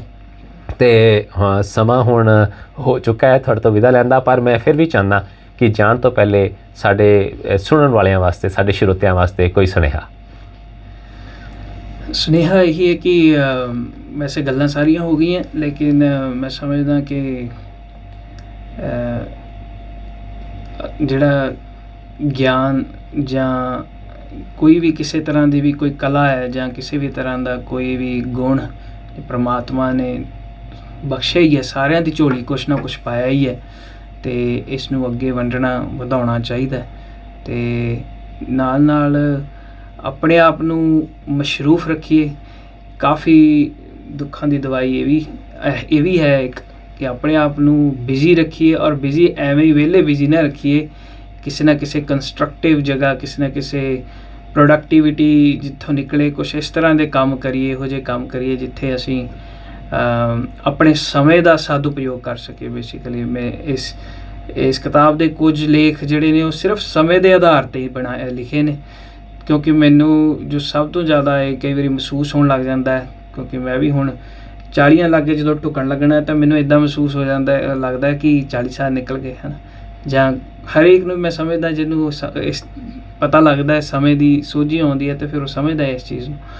ਸੋ ਸਮੇਂ ਦਾ ਸਦਉਪਯੋਗ ਜਿਹੜਾ ਬਹੁਤ ਹੀ ਜ਼ਿਆਦਾ ਜ਼ਰੂਰੀ ਹੈ। ਆਪਣਾ ਸਮਾਂ ਨਾ ਖਰਾਬ ਕਰੀਏ, ਕਿਉਂਕਿ ਸੋਸ਼ਲ ਮੀਡੀਆ 'ਤੇ ਇਨਫੋਰਮੇਸ਼ਨ ਓਵਰਲੋਡ ਹੈ, ਸੋਸ਼ਲ ਮੀਡੀਆ 'ਤੇ ਇੰਨਾ ਕੁ ਜ਼ਿਆਦਾ ਐਂਡਲੈਸ ਕੰਟੈਂਟ ਹੈ, ਅਤੇ ਜਦੋਂ ਅਸੀਂ ਬਹਿੰਦੇ ਹਾਂ ਕਿਸੇ ਵੀ ਸੋਸ਼ਲ ਮੀਡੀਆ ਵੈਬਸਾਈਟ 'ਤੇ ਜਾਂ ਕਿਸੇ ਵੀ ਤਰ੍ਹਾਂ 'ਤੇ ਘੰਟਿਆਂ ਬੱਧੀ ਜੇ ਅਸੀਂ ਸਕਰੋਲਿੰਗ ਕਰਦੇ ਹਾਂ ਜਾਂ ਕਿਸੇ ਵੀ ਤਰ੍ਹਾਂ ਦੀ ਕੋਈ ਵੀਡੀਓ ਇਸ ਤਰ੍ਹਾਂ ਦਾ ਕੰਟੈਂਟ ਕੰਜ਼ਿਊਮ ਕਰਦੇ ਹਾਂ, ਮੇਰੇ ਖਿਆਲ ਨਾਲ ਕਿ ਉਸ ਤੋਂ ਜ਼ਰੂਰ ਬਚਣਾ ਚਾਹੀਦਾ। ਸਮੇਂ ਦਾ ਸਦਉਪਯੋਗ, ਆਪਣੇ ਆਪ ਨੂੰ ਅਨੁਸ਼ਾਸਨ 'ਚ ਰੱਖ ਕੇ ਇਸ ਜੀਵਨ ਦਾ ਜਿਹੜਾ ਅਸਲੀ ਮਨੋਰਥ ਹੈ ਉਹਨੂੰ ਸਮਝਣਾ ਚਾਹੀਦਾ ਹੈ, ਅਤੇ ਸਭ ਨੂੰ ਗੁਰੂ ਦੇ ਲੜ ਵੀ ਲੱਗਣਾ ਚਾਹੀਦਾ। ਸੋ ਬੇਸਿਕਲੀ ਇਹੀ ਹੈ ਮੇਰਾ ਸੁਨੇਹਾ। ਥੋੜ੍ਹਾ ਲੰਬਾ ਹੋ ਗਿਆ। ਨਹੀਂ ਬਿਲਕੁਲ, ਮੈਨੂੰ ਲੱਗਦਾ ਕਿ ਉਹ ਅਸੀਂ ਵੱਡੇ ਭਾਗਾਂ ਵਾਲੇ ਹਾਂ ਜਿਨ੍ਹਾਂ ਨੂੰ ਤੁਹਾਡਾ ਸੁਨੇਹਾ ਇੰਨਾ ਮੀਨਿੰਗਫੁਲ ਔਰ ਇੰਨਾ ਮੈਨੂੰ ਲੱਗਦਾ ਹੈ ਕਿ ਪ੍ਰੈਕਟੀਕਲ ਜਿਹੜਾ ਸੁਨੇਹਾ ਤੁਸੀਂ ਦਿੱਤਾ, ਮੈਨੂੰ ਲੱਗਿਆ ਸਾਡੇ ਸਾਰੇ ਸੁਣਨ ਵਾਲੇ ਉਸ 'ਤੇ ਫੁੱਲ ਚੜ੍ਹਾਉਣਗੇ। ਆਸ ਕਰਦੇ ਹਾਂ, ਅਤੇ ਤੁਹਾਡੇ ਨਾਲ ਗੱਲਬਾਤ ਕਰਕੇ ਮੈਨੂੰ ਜਿੱਥੇ ਸਾਡੇ ਮੈਨੂੰ ਲੱਗਦਾ ਕਿ ਗਿਆਨ 'ਚ ਵਾਧਾ ਹੁੰਦਾ ਹੈ, ਉੱਥੇ ਸਾਡੀ ਰੂਹ ਨੂੰ ਵੀ ਖੁਸ਼ੀ ਸਕੂਨ ਮਿਲਦਾ ਹੈ। ਬਹੁਤ ਬਹੁਤ ਧੰਨਵਾਦ ਸਾਡੇ ਸਟੂਡੀਓ ਵਿੱਚ ਆਉਣ ਦਾ। ਅਤੇ ਮੈਂ ਇੱਕ ਹੋਰ ਧੰਨਵਾਦ ਕਰਨਾ ਚਾਹੁੰਦਾ ਸਾਡੇ ਸਟੂਡੀਓ ਦੇ ਸੰਚਾਲਕ ਪਰਮਦੀਪ ਨਾਰਾਇਣ ਹੋਣਾ ਦਾ, ਜਿਨ੍ਹਾਂ ਦੇ ਕਰਕੇ ਸਾਡਾ ਸਾਰਾ ਸਟੂਡੀਓ ਚੱਲਦਾ ਹੈ, ਅਤੇ ਜਿਹੜੇ ਸਾਰੇ ਵੀਡੀਓਗ੍ਰਾਫੀ ਦੀ ਸੇਵਾ ਵੀ ਕਰਦੇ ਨੇ, ਅਤੇ ਸਾਡੇ ਸੀਨੀਅਰ ਪੱਤਰਕਾਰ ਵੀ ਨੇ, ਉਹਨਾਂ ਦਾ ਵੀ ਧੰਨਵਾਦ। ਅਤੇ ਤੁਹਾਡਾ ਤਹਿ ਦਿਲ ਤੋਂ ਧੰਨਵਾਦ ਸਾਡੇ ਸਟੂਡੀਓ 'ਚ ਆਉਣ ਦਾ। ਬਹੁਤ ਬਹੁਤ ਸ਼ੁਕਰੀਆ ਜੀ, ਬਹੁਤ ਬਹੁਤ ਸ਼ੁਕਰਾਨਾ। ਵਾਹਿਗੁਰੂ ਜੀ ਕਾ ਖਾਲਸਾ, ਵਾਹਿਗੁਰੂ ਜੀ ਕੀ ਫਤਿਹ। ਖਾਸ ਮੁਲਾਕਾਤ।